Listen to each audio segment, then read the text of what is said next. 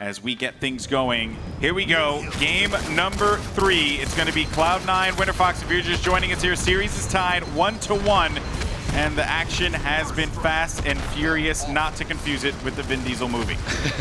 And I don't know about that first camo, but 90% of me thinks that it was most likely burned right off the bat because I'm not seeing it in any of my screens. Are you seeing it anywhere, Golden Boy? No, not. Maybe they didn't pick it up. No, it was definitely burned. It's not anywhere top center, and that first camo, as we all know, 90% of the time, it gets burned. Every time. Every time, yep. Hysteria's in a bit of a pickle here, has that Sentinel Beam. And, you know, I guess I want to ask you about this, Walshy. You know, the Sentinel Beam, man, it really made its presence felt in H2 Wave. So glad that it was included on this map. Oh, a good sticky there, but I want to get your thoughts on it because it wasn't that useful in H2 Classic. Victory X getting a triple kill. Wow. And you are correct, though. This is a completely different Sentinel Beam. The Sentinel Beam and the shotgun are two different weapons than they were in Halo 2 Classic. For example, we used to use the Sentinel Beam as a joke game type back in Halo 2 Classic, whereas now it is the weapon of preference when players are on this map. But just, I wanted to cut myself off there for a second because I saw Victory X doing some work there, getting a triple kill, followed up by a double kill for the killing spree. Do you think that Cloud9 now has that momentum? I mean, you know, that was a big win for them. As soon as they got that lead, it really was just, you know, no looking back. And perhaps this is a much different Cloud9 out of the gate because they seem to be much more confident. Yeah, they're doing a good job controlling the map. At first, I was a little critical, saying, "Wow, Victory X just got a killing spree." Yet they're not getting much time. But instead, it seemed like they were going for map position. They got some of the kills and a close-range battle where Ryan Noob comes ahead, staying alive over at Yellow Flag, and buying time for his team.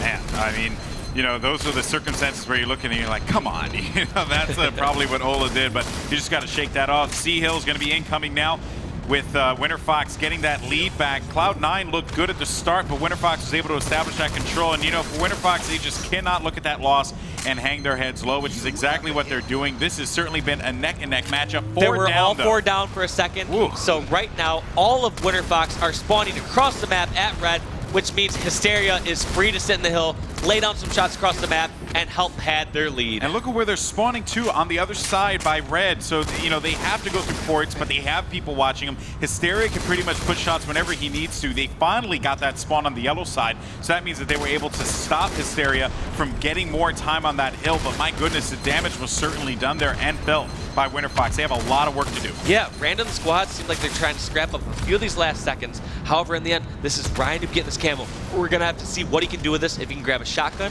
and hopefully secure yellow base. He, by the way, got hit with a grenade and somehow was able to get out of there. Did not get shot. There goes the suntan machine, as Sims likes to call it. The shotty to the body as well. We got catchphrases all day here. Ryan Noob pushing forward, and he's looking to get control of the Delta Hill over by yellow, finding a player by the health pack, and he's just continuing to be a nuisance with the Sentinel Beam. A grenade kill perfectly placed. Another player as well, and Ryan Noob is on a spree. Maybe one more for the trip. Not gonna happen just yet, but he manages to stay alive just long enough, and the damage has been done. They gotta put the points on the board though, and that's exactly what they're doing. I was trying to see how many phrases you can go from there, because you had shy to the body. Oh man, I was on fire. Tan to the man. I told you I spit hot lava. That's just what I do. I'm not a rapper. I was impressed. I was going to let you keep going. Hey man, I could do it all day, right? I mean, of course, people would complain. So looking over at C9 side now, I am really impressed with them because despite the fact that you had Ryan Noob going off on that spree, they managed to still be in the lead there.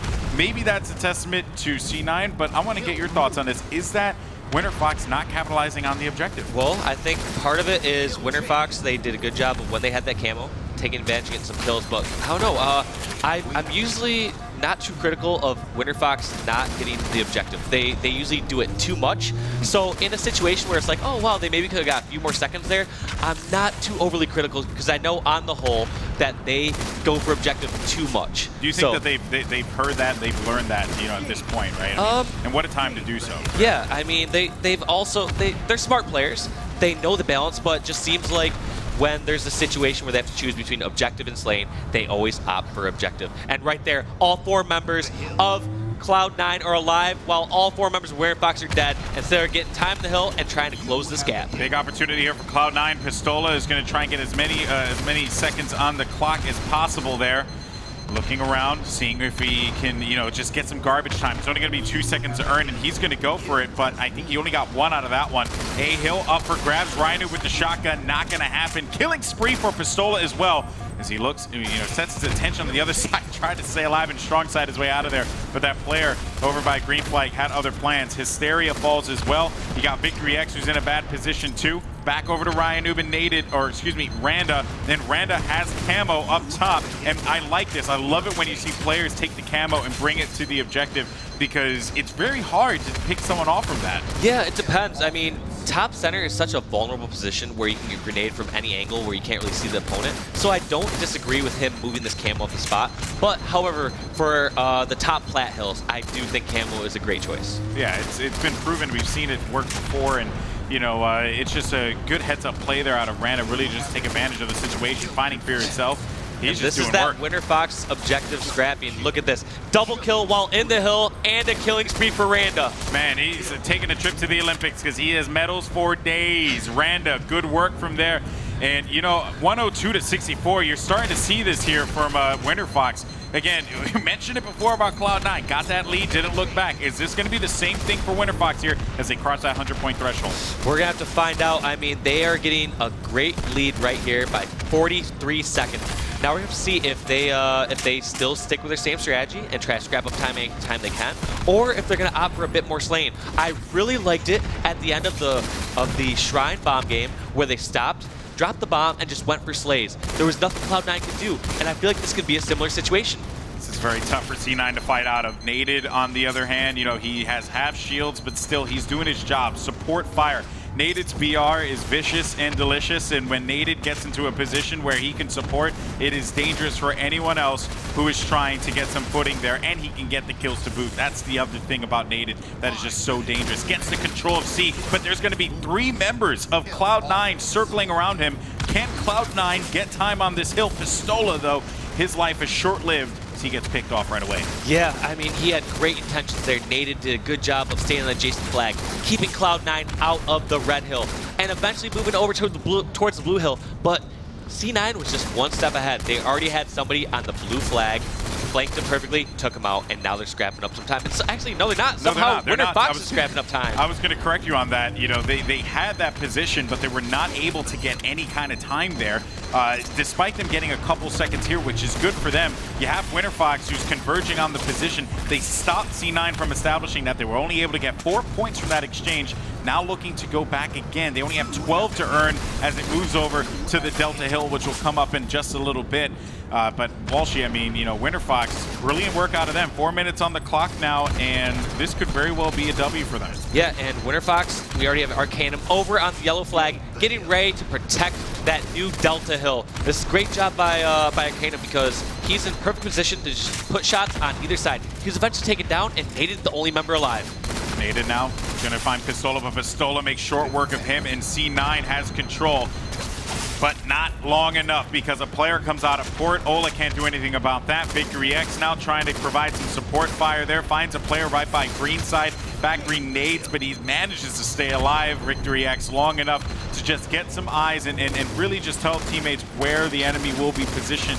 That's the best he could do at that moment. Gets the assist there as well, and really doing a great job. This could be the opportunity that C9 looked for to get back in this match. Yes, they're doing everything they need to. They're only down by 14 seconds right now. 3 minutes left in the game. This is completely doable. Now you have to wonder, was Winterfox maybe forcing the objective a bit? We saw they were up by 40 seconds, and that one time where I said Hysteria was over alive on the side flag, and I thought it was one of his teammates in the hill. 3 points. Winterfox only got 2 seconds in the hill, and they died. So you gotta wonder, did they give up complete map control? Because now we have a Cloud9 in the lead. I cannot believe it. Winterfox was up by a considerable margin here.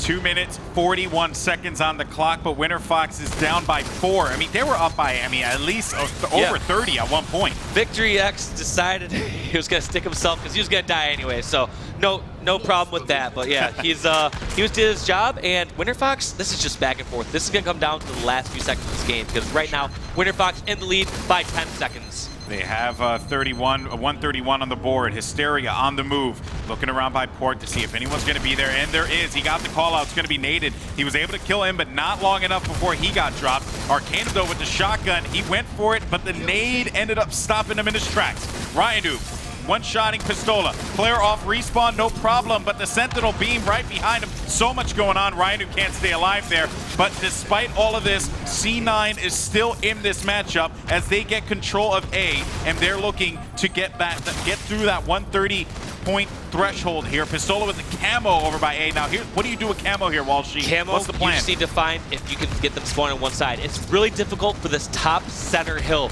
because they can spawn on any quadrant that you're not blocking.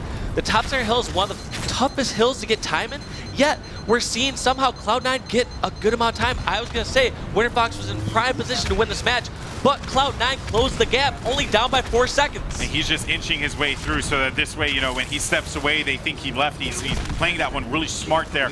Pistola putting them within 1 point. Shotgun right to the face. And that was going to be Ryanu who falls there. Pistola stays alive long enough to give them points to put them in the lead by only 1 point. Now you have the Bravo Hill coming up. This is it, the last hill here, and it's going to be on Red Plat, and C9 has control behind them. I want to see what Hysteria does here. I feel like he should stay back on the flag and slay and stay alive, and hopefully have one of Hysteria's get the hill. He wins the 1v1, scraps up 5, 6, 7 seconds, still staying alive. Hysteria doing a great job for his team in these final seconds. Big win there for Hysteria. Shots coming from left, right, and center, but staying alive like the Bee Gees. Naded, though, managing to pick him off. Let's see if he can get some time in the hill, because it's still very doable for them. But look at the position that C9 has. If anyone converges on there, they're holding on to the lead like we talked about in the keys to victory. Look at this. Not forcing anything, not trying to just jump in a second.